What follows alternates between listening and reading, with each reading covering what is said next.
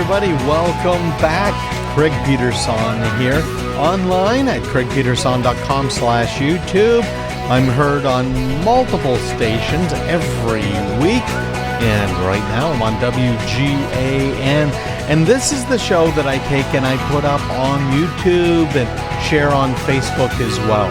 So if you're interested, you'll find me right there, craigpeterson.com/YouTube and craigpeterson.com/Facebook. So we're going to talk about influencers right now. And many of us kind of have a little bit of a chuckle when we think of influencers, right? These people on social media, haha, the Generation Zs, who are just making fools of themselves. And, last hour I was talking about how you should be deleting most of your social media apps, if not all of them, because frankly, they are depressing. Well, if you want to know depressing, I want you to think of Kylie Jenner. Because here's a girl who can't even order a beer in a restaurant, who's already worth over $1 billion. So that shows you what multi-generational can do. But why is she worth so much money? Why are so many of these influencers, as they are called, worth so much money? Why are they paid so much? Well, New York Times had a really great little article on this. I've got that up on my screen right now. And they're talking about these social media influencers and how dominant they are in our culture today, and how they have the ability to really get people to think twice about products, to steer the online conversation, as the Times puts it, and where they are going. So this article by Kevin Roose was written because he went to a conference called VidCon.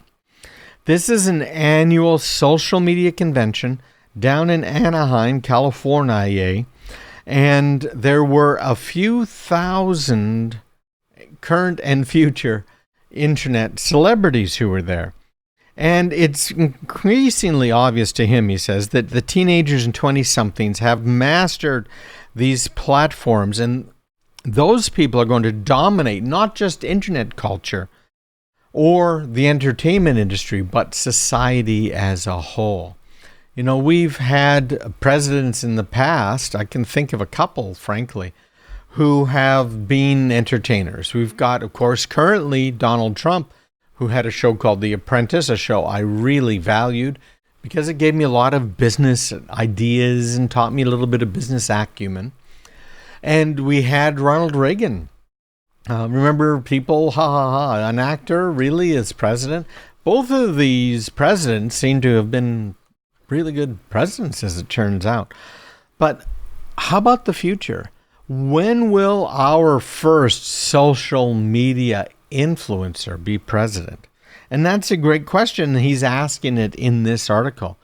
Now, this came out a few months ago, but I just found it absolutely fascinating.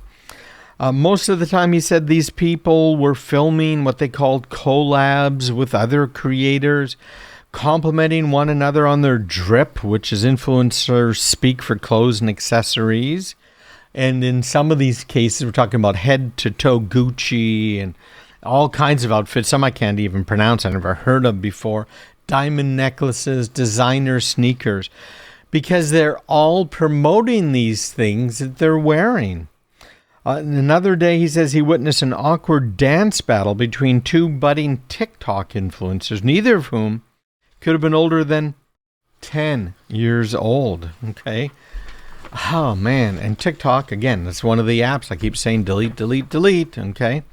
But if you look past what he calls the silliness and status seeking, many people at VidCon are hard at work. Being an influencer can be an exhausting, burnout-inducing job. People have spent years working their way up the ladder. I've been on radio now for 25 years. I don't have anywhere near the influence of a Kylie Jenner or most of these other top influencers out there. It's just absolutely crazy. So he's saying how a lot of these influencers, they've got to be real business people. because, frankly, they're dealing with real money. Some of them are doing media, politics, other different fields. I tend to do technology and security. But really, these people are influencers. Brazil, YouTubers are winning political elections by mobilizing their online fan bases. So what's the establishment going to do when these guys and gals start really winning out there? You look at AOC, Alexandria Ocasio-Cortez, and how she's been able to use social media to really build a following and build her power and influence. It's absolutely huge. Glossier is another company to look at. They recently raised $100 million, a valuation of more than $1 billion. Away is a luggage startup who has Instagram ads, and it reached an valuation of $1.4 billion. They make luggage. They are a startup. How are they worth $1.4 billion? And a lot of these social media stars are making these endorsement deals with these major brands and these startups. It's just crazy. Here's another one. A YouTuber. Her name is Natalie Alzate. She has more than 10 million subscribers. She calls her channel Natalie's Outlet. And these are an online brand building business, frankly, for her rather than just a fun hobby. 4 years ago, when she first came to VidCon, she was a marketing student with fewer than 7,000 subscribers. So in 4 years, she went from less than 7,000 subscribers to 10 million. She decided to study her favorite YouTubers, watch how they made their videos, test videos in multiple genres, seeking which ones performed the best. She says she grew up watching people like Michelle Phan. They were building legacies out of honestly just being relatable online. It was always an aspiration. Then she hit on formats like beauty tips, life hacks, performed really well.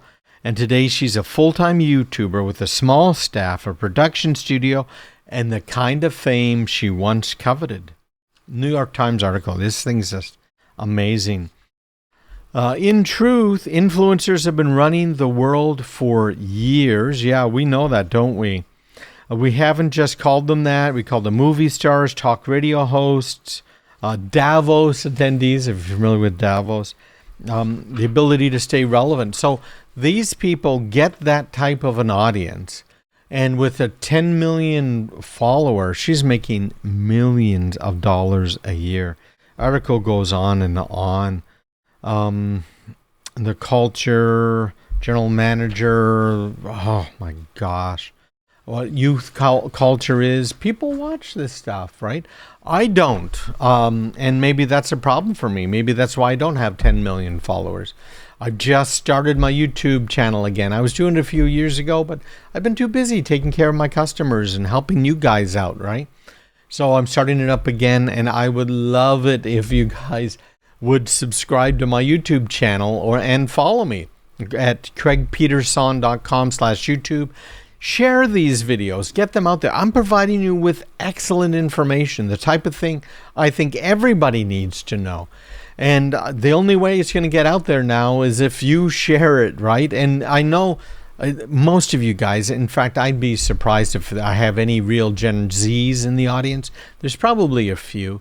I know there's a lot of millennials and a ton of baby boomers that are my audience. But please subscribe if you have a YouTube account. Just go to craigpeterson.com/YouTube. We've got to be able to compete with these social media influencers out there. We've got to get the messages out because heaven knows their messages are not the same as our messages. And I really want to get it out. And I would really appreciate it because, man, I've put thousands of hours into this over the years. Anyhow, stick around because we are going to be back here in our last segment. We're going to talk about Chinese farmers. In fact, let me pull that up right now. There you go. Criminals using drones to infect pigs. Why are they doing that? And we're going to talk about the New York Times also tracking Trump's movements. What's going on out there? You're listening to Craig Peterson. You'll find me online, craigpeterson.com/YouTube.